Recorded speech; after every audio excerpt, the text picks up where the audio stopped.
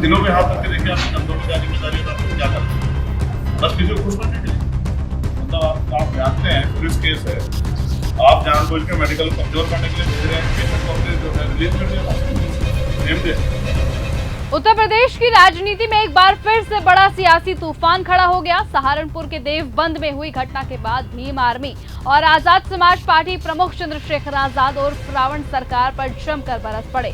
झूठे मुकदमों से नहीं डरेंगे, तानाशाही सत्ता पलट देंगे। चंद्रशेखर आजाद के इन तीखे बयानों ने यूपी की राजनीति में नया बवाल खड़ा कर दिया। उन्होंने सीधे सरकार, पुलिस प्रशासन और अधिकारियों पर गंभीर आरोप लगा दिए, साथ ही साथ 72 घंटे का अल्टीमेटम तक दे दिया।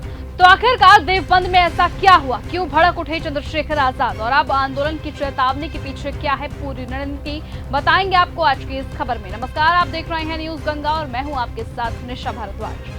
सहारनपुर के देवबंद में हुई घटना को लेकर आजाद समाज पार्टी के राष्ट्रीय अध्यक्ष और भीम आर्मी के चीफ चंद्रशेखर आजाद का गुस्सा खुलकर सामने आया है। लाइव आकर चंद्रशेखर आजाद ने सरकार और पुलिस प्रशासन पर गंभीर आरोप लगाए और साफ शब्दों में चेतावनी दी कि दलितों, पिछड़ों, मुसलमानों, किसानों और मजदूरों पर हो रहे अत्याचार अब बर्दाश्त नहीं किए जाएंगे। चंद्रशेखर आजाद ने कहा कि उत्तर प्रदेश में लगातार कमजोर वर्गों के साथ हिंसा हो रही है और सरकार दमनकारी रवैया अपनाकर लोगों की आवाज दबाने की कोशिश कर रही है। उन्होंने आरोप लगाया कि सहारनपुर और हापुड़ जैसी घटनाओं में निर्दोष लोगों पर झूठे मुकदमे लगाए जा रहे हैं ताकि पीड़ित डरे ना और न्याय की मांग ना कर सके। अपने संबोधन में चंद्रशेखर आजाद ने कहा कि जब वो घायल लोगों से मिलने पहुंचे तो कई चौंकाने वाली बातें सामने आई। उनके मुताबिक घायलों को मेडिकल कराने से रोका गया, कुछ लोगों को डराया धमकाया गया और अस्पतालों में इलाज तक लापरवाही में बरती गई। उन्होंने कहा कि कई घायल लोगों के फ्रैक्चर होने के बावजूद उनका मेडिकल ठीक तरीके से नहीं किया गया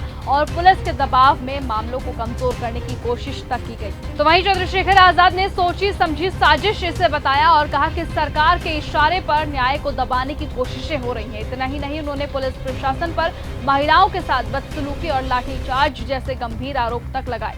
चंद्रशेखर ने कहा कि अगर दोषी पुलिसकर्मियों पर कार्यवाही नहीं हुई, झूठे मुकदमे वापस नहीं लिए गए और पीड़ितों को न्याय नहीं मिला तो एक बड़ा आंदोलन किया जाएगा। उन्होंने साफ चेतावनी दी और कहा कि अगर 72 घंटे के अंदर सरकार ने कार्यवाही नहीं की तो 14 तारीख को सहारनपुर में ऐतिहासिक आंदोलन होगा और इसके लिए उन्होंने सहारनपुर, मुजफ्फरनगर, शामली, हरिद्वार और आसपास के जिलों के लोगों से आंदोलन की तैयारी शुरू करने की अपील की है। अपने भाषण में चंद्रशेखर आजाद ने 2027 के चुनावों का भी जिक्र किया और कहा कि अगर दलित, पिछड़े, मुसलमान, आदिवासी, किसान और मजदूर एकजुट हो जाएं तो तानाशाही सत्ता का नशा उतार दिया जाएगा। पुलिस का, प्रशासन का ये पक्ष था कि गांव में जाने से तनाव पैदा हो सकता है। मैं भी इस बात को मानता हूं क्योंकि कल ही दो पक्षों में विवाद हुआ। पहली बात तो मैं किसी भी कीमत पे किसी विवाद को सही नहीं मानता। हिंसा किसी चीज का हल नहीं, इसलिए हिंसा नहीं होनी चाहिए। किसी की जान जा सकती है, किसी के परिवार को परमानेंट नुकसान हो सकता है। तो पुलिस से मेरी वार्ता हुई, अंत ये तय हुआ कि हम आपको हॉस्पिटल लेके जाएंगे अपने साथ और आपकी पीड़ित जो घायल है उनसे बात कराएंगे। मैं यहाँ आया, हालांकि डॉक्टर को भगवान माना जाता है, लेकिन ये चिंताजनक है कि मेरे आने से पहले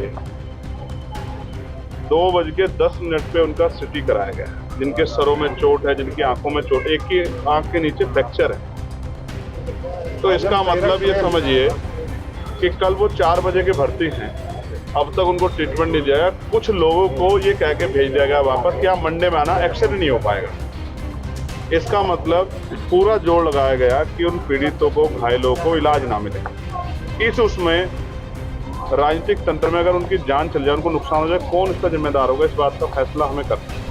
दूसरी बात, मेरे पास सूचना है, गांव के प्रधान यहाँ हैं और भी साथी गए थे, कि ऐसे 20 से 30 लोग हैं जिनके पैर में चोट लगी है, हाथ में चोट लगी है, सर में चोट लगी है। लेकिन क्योंकि कल पुलिस ने कहा है कि जो मेडिकल कराएगा वो तैयार रहना, उसका मुकदमे में नाम आएगा, तो लोग सामने निकल के नहीं आ रहे। यानी कि यहाँ सहारनपुर में भय का माहौल हो गया है उस गांव में। ये बड़ा चिंताजनक है। फिलहाल चंद्रशेखर आजाद के इस बयान के बाद अब यूपी की राजनीति में हलचल तेज हो गई है। अब देखने वाली बात ये होगी कि सरकार इन आरोपों पर क्या जवाब देती है और क्या वाकई सहारनपुर में बड़ा आंदोलन देखने को मिलेगा या नहीं मिलेगा, वो तो आने वाला वक्त ही तय करेगा। फिलहाल आज की इस खबर में सिर्फ इतना ही। देखते रहिए और बने रहिए न्यूज गंगा के साथ। नमस्कार।